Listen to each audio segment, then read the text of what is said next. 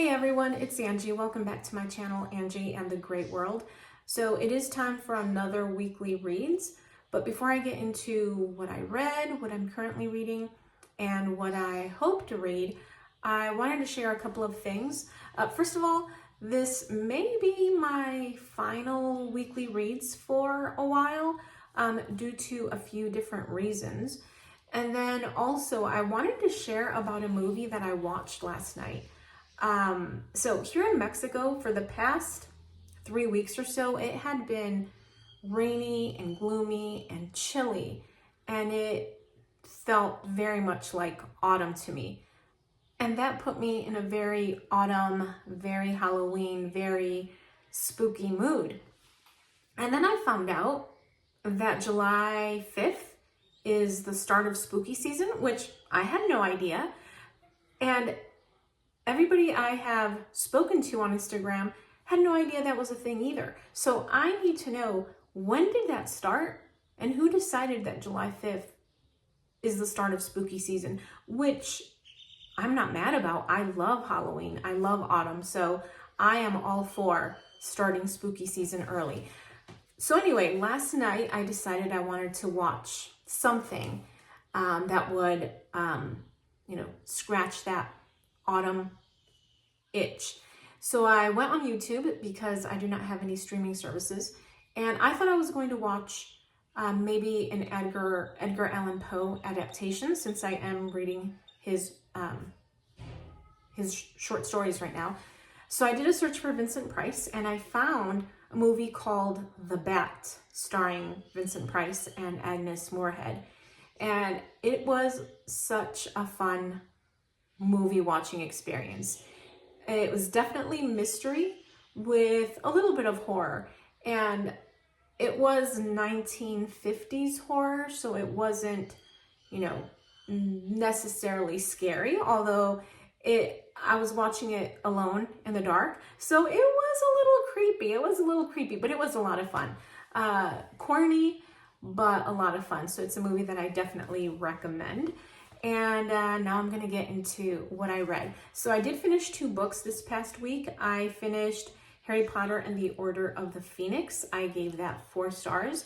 And I do remember when this was published, I think people complained that Harry was really whiny. And I agree, he was very, very whiny.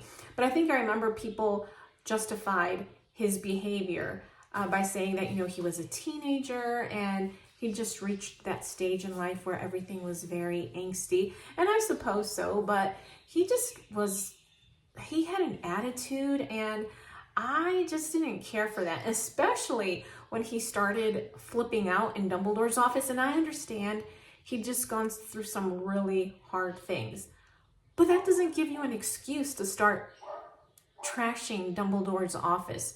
I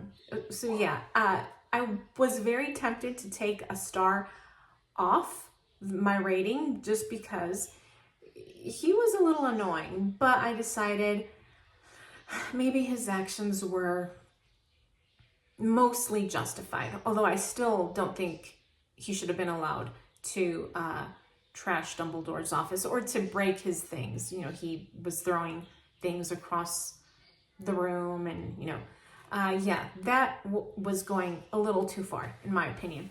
Okay, then I finished book 9 in the Agatha Raisin series, Agatha Raisin and the Witch of Wickhaddon. Now, I had been bemoaning the fact that Agatha was starting to get on my nerves with her rudeness and just how impolite she is so much. So for book 9, I really had no choice. I had to read an ebook because Libby did not have the audiobook for book 9. And Penelope Keith, I have mentioned this before, narrates the books, and she narrates the series, Agatha Raisin, and she does a phenomenal job. And I think part of the reason I was beginning to dislike Agatha is because Penelope Keith does such a convincing voice for Agatha, and when Agatha is upset or peed off, Penelope Keith just makes her sound incredibly so. And so I don't know if Agatha is mellowing out, or if it's the fact that I was reading the written, the text. I was reading the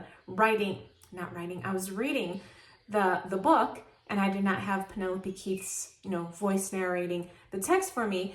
But Agatha Raisin was actually pretty pleasant in this book. She never raised her voice at anybody. She didn't talk back. She wasn't rude. In fact, someone actually was really rude to her. And there was a part of me that was like, pumping my fist, because finally someone has, given her a taste of her own medicine. But at the same time, I felt really bad for her. But yeah, I really enjoyed Agatha Raisin and the Witch of Wickhaddon, book 9.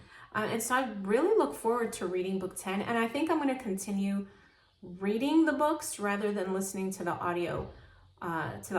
Although I really don't have any choice, because I can't find book 10 anywhere. It is on archive, but I can't check it out. So yeah, there's that. Okay, so those are the books that I finished. I'm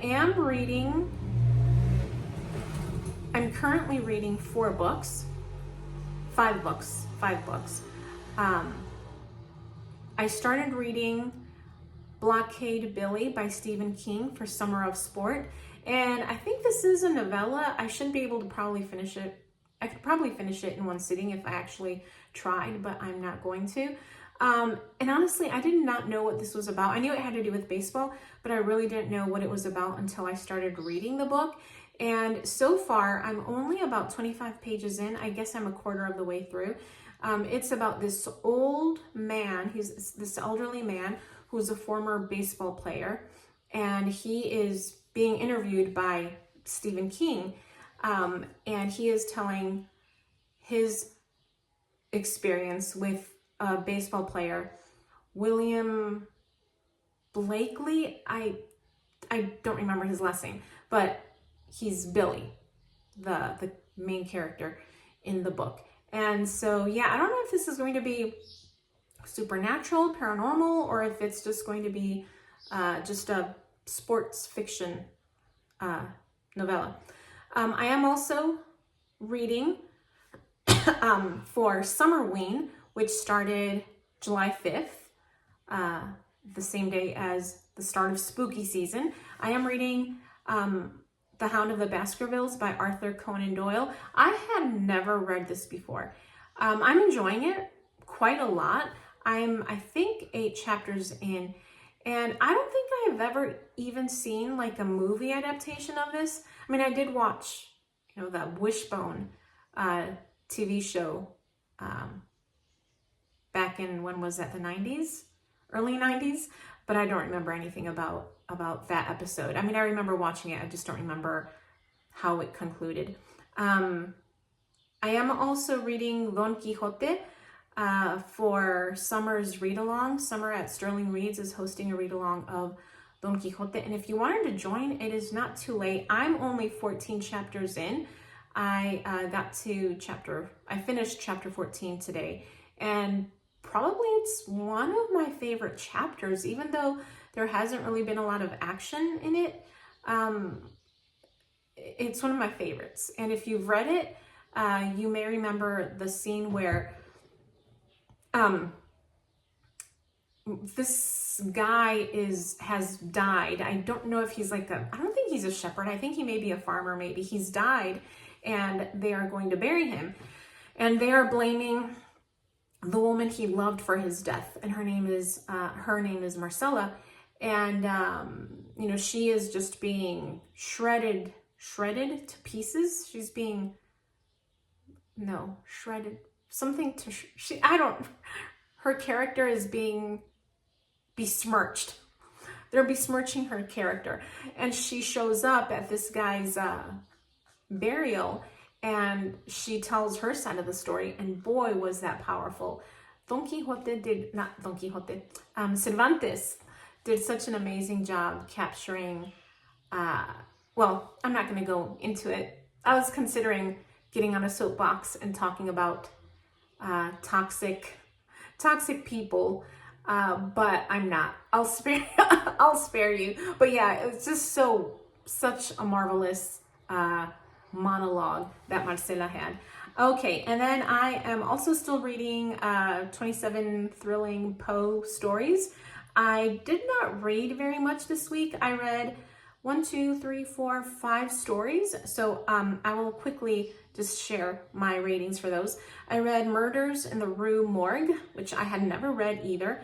And that is one of Poe's mysteries. That I gave that 4 stars. I thought that was very creative, very imaginative.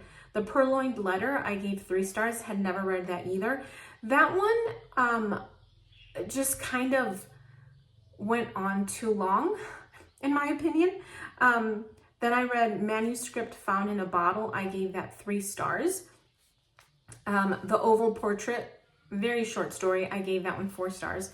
And then I read My Namesake, which I had asked in a couple of videos ago if you guys wanted to guess my middle name, and it is Berenice, or I don't know if Poe would use the Italian pronunciation, Berenice. That is my middle name. And also, I don't like the English pronunciation, Bernice. It just makes me think of like elderly white-haired women. I think that's because the only women I have ever known who shared my name were all elderly women. Not that there's anything wrong with that. It's just, you know, I prefer the Spanish pronunciation.